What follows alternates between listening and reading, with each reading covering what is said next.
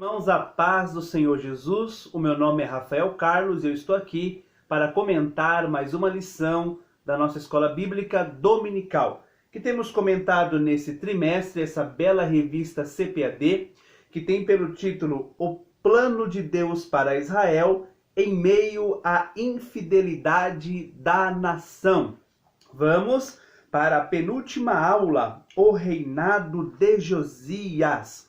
Já está acabando o nosso trimestre, tem sido uma bênção comentar cada lição. A lição de hoje é o reinado de Josias. Convido você para comentar, curtir, se inscrever nesse canal. Espero que esteja sendo bem utilizado por você. Lembrando que esse canal é uma pré-aula da Escola Bíblica Dominical. Importante você frequentar a Escola Bíblica Dominical da sua igreja e cooperar também com o seu professor. Seja um aluno cooperativo.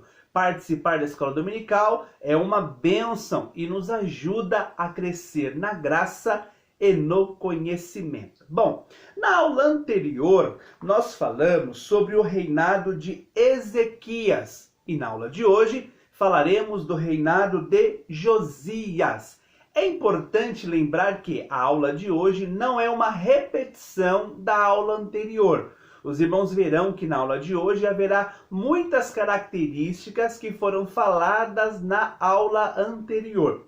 Mas quero trazer para os irmãos que existe um espaço entre o reinado de Ezequias e o reinado de Josias de aproximadamente 57 anos. E entre um reinado e o outro passaram mais dois reis, Manassés e Amon, que foi o avô e pai de Josias. Então, para o melhor entendimento, não falaremos nesse momento de Josias, mas falaremos primeiro do avô de Josias. Quem foi o avô de Josias?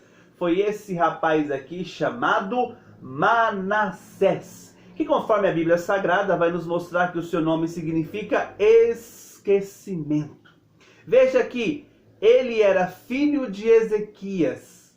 Ezequias, como eu comentei na aula anterior, foi um rei que infelizmente não deu muito valor à sua família. Quando Deus, através de um profeta, falou a ele dizendo que iria levar o povo de Judá cativo para uma outra terra, mas que isso não seria durante o seu reinado, ao invés dele ficar triste, a Bíblia Sagrada diz que ele achou aquela palavra uma palavra boa, porque ele sabia que isso não ia acontecer no reinado dele. Logo, ele teve um comportamento egoísta e não teve o cuidado de ter aquele zelo na educação cristã nos seus filhos. Logo, após a morte do rei Ezequias, Manassés passa a reinar e se cumpre na vida dele o que o seu nome diz, esquecimento. Reinou durante 55 anos e foi um rei tão mau, um rei tão ruim, que ele chegou a ser até comparado como sendo pior que os amorreus, um povo estrangeiro, um povo que nem seguia e servia ao Senhor. Esse rei foi comparado pior com aquele povo. Levou o povo à idolatria, levou o povo a pecar ao Senhor. Foi um rei tão mau que Deus permitiu que os assírios o levassem cativo, porém não foi cativo para a Síria, foi cativo para a Babilônia.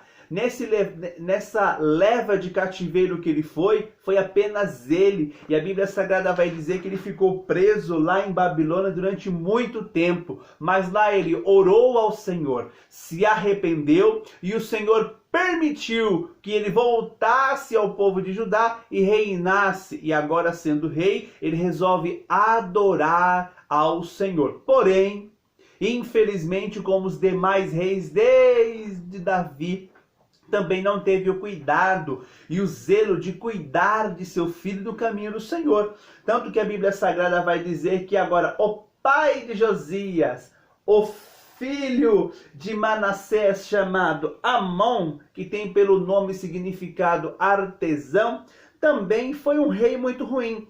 Reinou por apenas 2 anos e conseguiu ser pior que o seu pai Manassés. Lembrando que ele viu o reinado do pai quando o pai era um rei mau, e agora quando o rei se tornou um rei bom porque se arrependeu e voltou a adorar ao Senhor. A Bíblia Sagrada vai dizer que ele foi morto pelos seus próprios oficiais.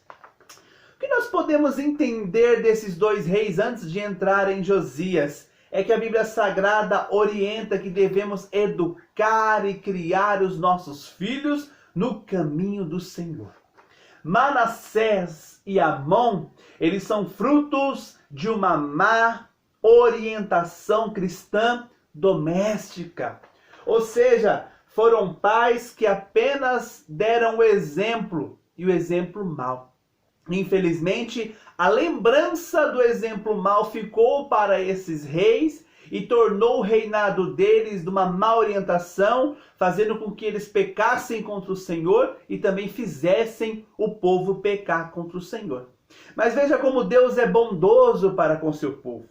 Agora que não existe descendência ao trono maior de idade, a Bíblia Sagrada diz que quando Amon é morto pelos seus oficiais, a população se revolta, mata aqueles oficiais e coloca Josias, filho de Amon, com apenas 8 anos de idade, o unge e o coloca para reinar sobre aquele povo. Olha lá, Deus permite que Josias, que o seu nome significa o que Deus ajuda ou o que Deus salva, reinou aos 8 anos de idade, reinou durante 31 anos. Uma pena que esse belo rei reinou pouco tempo e morreu tão jovem, mas Deus sabe tudo o que faz, vamos entender ao longo da lição.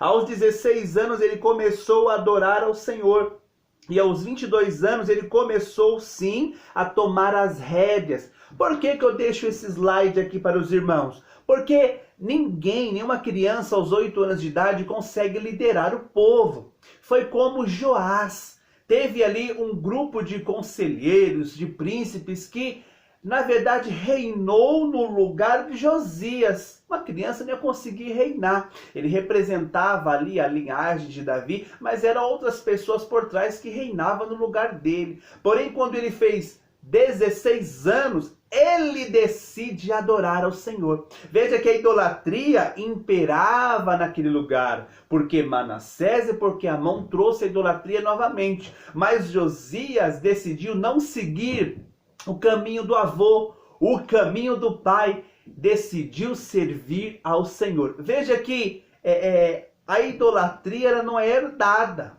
A pessoa tem a decisão de servir ao Senhor ou não. E quando ele faz 22 anos, aí sim ele toma as rédeas, ele mesmo vai reinar pelas suas próprias decisões, pelo seu próprio modo de pensar, porém agora sendo orientado e direcionado pelo Senhor Deus a quem ele adora. Então por isso que eu deixo essas 3 referências.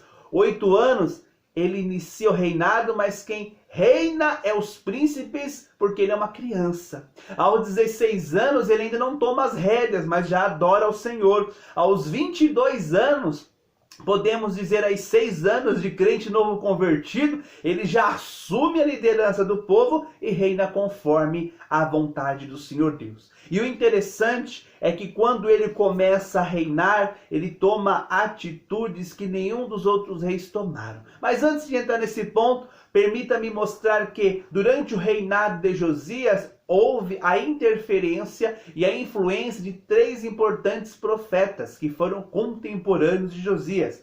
Foram eles a profetisa Hulda, o profeta Sofonias e o profeta Jeremias. Lembrando que Hulda profetizou e onde teve ali, posso dizer, o momento ápice do reinado de Josias. Sofonias profetizou no início do reinado e Jeremias profetizou mais do meio para o final do reinado de Josias. Qual foi a primeira atitude ou marco que marcou a vida e o reinado de Josias? Foi que Josias, quando começou a adorar ao Senhor, quando começou a se aplicar ao Senhor, a primeira decisão que ele toma é reformar o templo. Veja, irmãos, que toda vez que um rei era mau, que toda vez que um rei abandonava o Senhor, obviamente ele não adorava o Senhor, ele deixava de frequentar o templo e o templo passava a ficar abandonado. Quando via um rei bom, lembrava-se do templo e reformava o templo. Não é muito diferente dos nossos dias, né? Quando as pessoas deixam de adorar ao Senhor, a igreja fica abandonada. Misericórdia. Josias, ele manda reparar o templo. Templo aqui podemos aplicar como a igreja. A igreja estava abandonada. A igreja não estava sendo frequentada. E templo aqui também podemos relacionar ao nosso corpo. Porque nós somos o templo e a morada do Espírito Santo. Quando o Espírito Santo não habita no homem, quando o homem está em pecado, o Espírito Santo está triste, a pessoa está vazia. Mas quando a pessoa está habitada pelo Espírito Santo, ela está alegre, ela está cheia do Espírito Santo. E a Bíblia Sagrada vai dizer que quando eles estão reformando o templo, e o rei ali orientando, reforma o templo e providencia recursos, organiza ali pedreiros, marceneiros, arquitetos, paisagismo, enfim, tudo que é necessário para a reforma. A Bíblia Sagrada diz que durante aquela reforma eles encontram o livro da lei.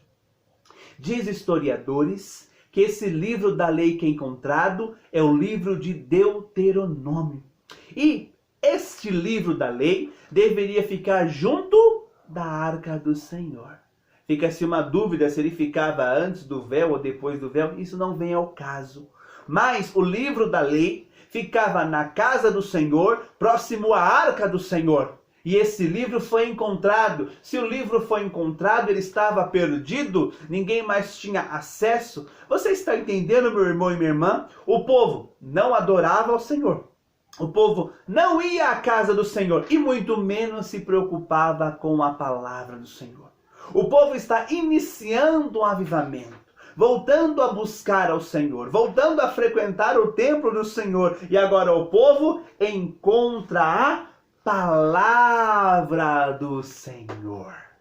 A palavra do Senhor naquela época não era de acesso a todos. A palavra do Senhor era de acesso a pelo menos 3 pessoas.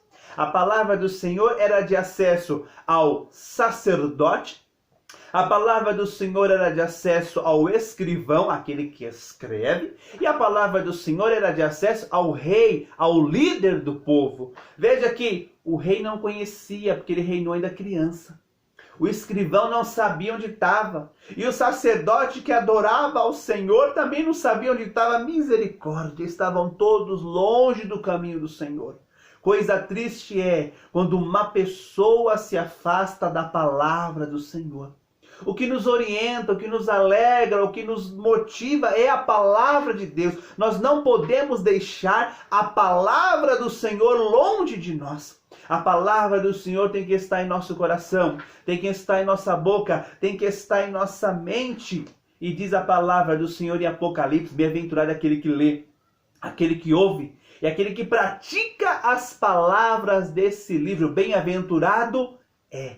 Mas graças a Deus que encontraram o livro. E quando encontram o livro, eles levam até o sacerdote leva até o rei, o escriba, enfim, vão levar até o rei, porque nem eles sabiam o que iriam fazer.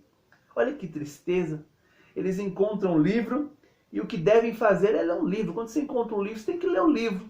E, infelizmente, eles não têm esse cuidado. Que tristeza desse sacerdote. Encontra o livro, mas não tem assim aquela curiosidade de ler a palavra do Senhor. Só o escriba ali, o escrivão ali que conseguiu ler e leva até o rei. E quando o rei lê e ouve aquele livro, aquele rei entende aquela palavra porque ele é crente. E a Bíblia Sagrada diz que ele rasga suas vestes. É por isso que os historiadores dizem que é o livro de Deuteronômio, porque ali é onde tem as sentenças, quando o povo deixa o Senhor. E quando o rei lê e ouve a leitura daquele livro, ele entende que o cativeiro é inevitável. É inevitável. E por isso que ele toma algumas atitudes que eu vou ler para os irmãos nos próximos slides. Mas permita-me compartilhar de um pensamento do irmão Rafael aqui. Que aquele que encontra a palavra, que aquele que lê a palavra, ele vai temer a palavra e ele vai agir pela palavra. Porque o que transforma o homem, o interior do homem, é a palavra. É a palavra do Senhor Deus, que entra dentro de nossas vidas e que faz fluir um rio que salta para a vida eterna. Aquele rei leu a palavra, aquele rei temeu a palavra e aquele rei resolveu agir pela palavra. Como é que ele agiu pela palavra? Ele foi orar, ele foi se humilhar, ele foi se quebrantar diante de Deus. E além disso, a Bíblia Sagrada diz que ele poderia ser egoísta e esconder esse livro do povo. Pelo contrário, ele resolveu ler aquele livro para todo o povo. E a Bíblia Sagrada diz que quem leu foi o rei Josias. Isso mostra a piedade daquele rei em levar a palavra do Senhor para o povo. No último slide eu vou falar, mas já adiantando aqui, é um exemplo de liderança. Vou levar o povo ao arrependimento. A Bíblia Sagrada vai dizer que depois que ele lê aquilo para o povo, ele também consulta a profetisa Hulda, que orienta ele dizendo, olha, como você se arrependeu, o cativeiro não vai acontecer durante o seu reinado, mas ele vai acontecer após a sua morte. Aquele rei poderia fazer como o rei Ezequias, seu bisavô. Ah, boa essa palavra, não vai acontecer no meu reinado, então eu vou gozar e vou desfrutar do reino. Não, a Bíblia Sagrada diz que ele não desistiu. Ele, sabendo que o cativeiro ia acontecer, a Bíblia Sagrada diz que ele não desiste do povo. Ele estabelece o culto ao Senhor, ele destrói os altares, os ídolos de toda a terra, ele limpa Judá e Israel da idolatria. Veja que, além dele retirar a idolatria, além de ele queimar e profanar altares de Baal, de Azera, de outros deuses, a Bíblia Sagrada diz que ele limpa Judá, mas que ele vai também até as terras de Israel. Ele vai até Betel, ele vai até todas as cidades que ele pode ir de todo o reino de Judá e de Israel para limpar o povo da idolatria. Sabe o que me parece? Me parece aqui um pregador com uma Bíblia na mão. Quando recebe a convicção da palavra, ele vai na praça e fala, Jesus está voltando, se entrega, se converte, vem para o Senhor. Ele vai na periferia, ele vai na boca de fumo, ele vai na favela, ele vai no alto escalão, ele vai aonde ele pode para proclamar o arrependimento para o reino. Esse é o comportamento do cristão. Todo aquele que nele crer será salvo. Pregue em tempo e em fora de tempo. Esse é o exemplo de Josias, glória a Deus, aleluia.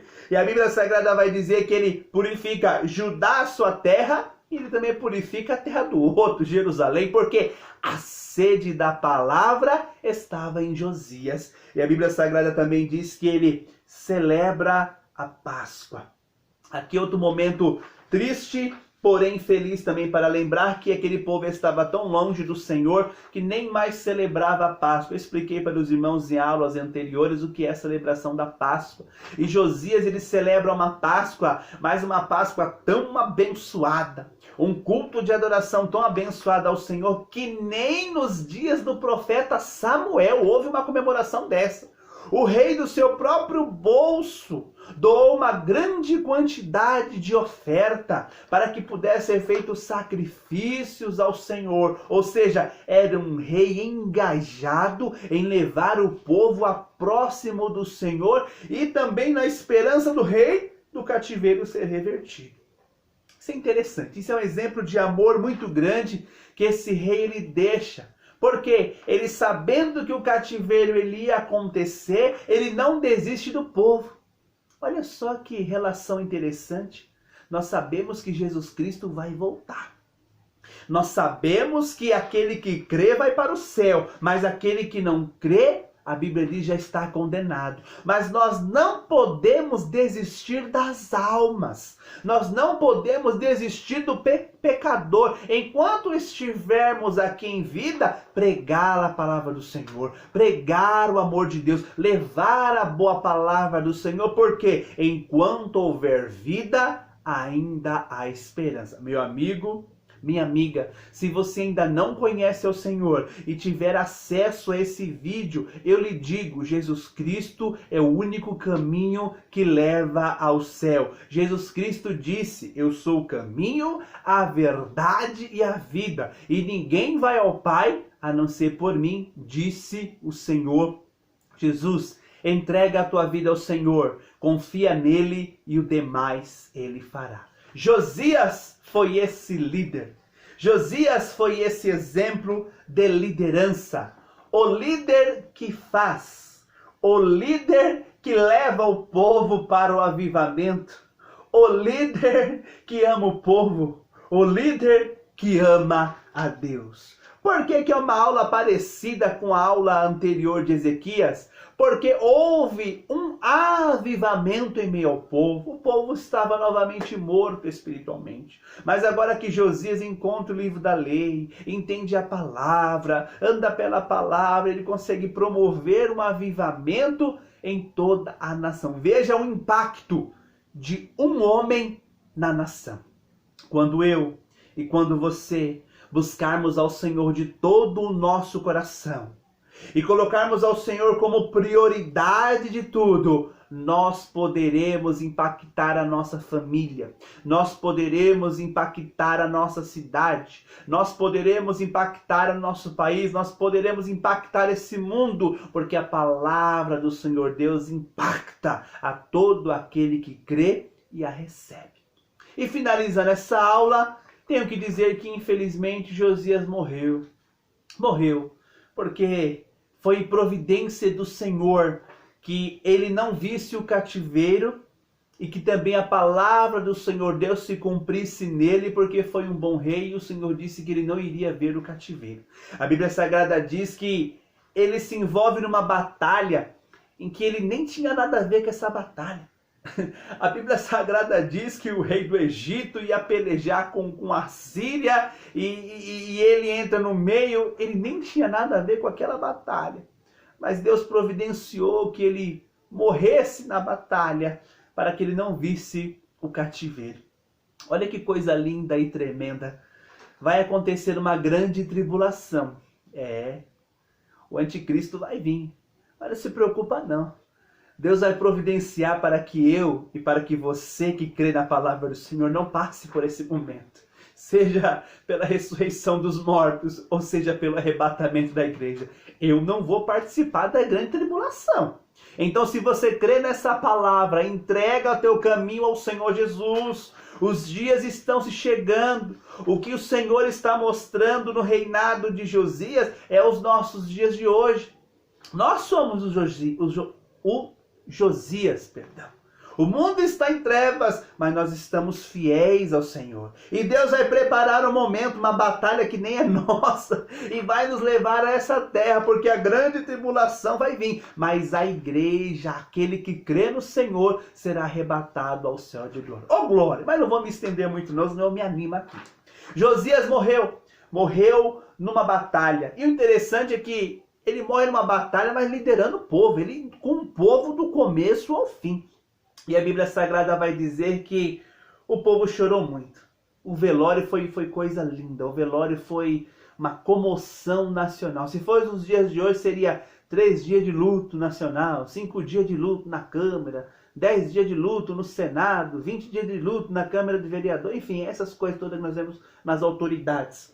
Houve muito choro, muito pranto. Jeremias, o profeta chorão, compôs um lamento em homenagem a Josias, de tamanha importância daquele rei para levar o povo à palavra. Veja que Jeremias pregava para o povo se arrepender.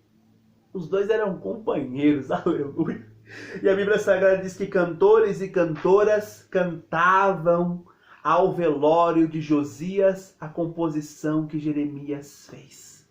Oh, glória! Coisa linda foi o reinado de Josias. Foi o último avivamento no povo de Deus antes de acontecer o cativeiro promovido pela Babilônia e levando todo o povo de Judá, que será a próxima aula. Eu não vou adiantar e eu vou deixar vocês com esse gostinho e até o próximo vídeo. Espero que vocês possam ter gostado dessa aula e eu quero pedir, por gentileza, meus irmãos, esse vídeo será postado no YouTube e eu gostaria muito que vocês compartilhassem esse vídeo. É um vídeo que tem um tema também evangelístico. Por favor, me ajude a evangelizar vidas, me ajude a alcançar corações. Se inscreve no canal, curte o canal, compartilha, comenta. Vamos aprender a palavra do Senhor. Vamos crescer na graça e no conhecimento. Que Deus te abençoe e até a próxima aula, se o Senhor assim permitir. Amém.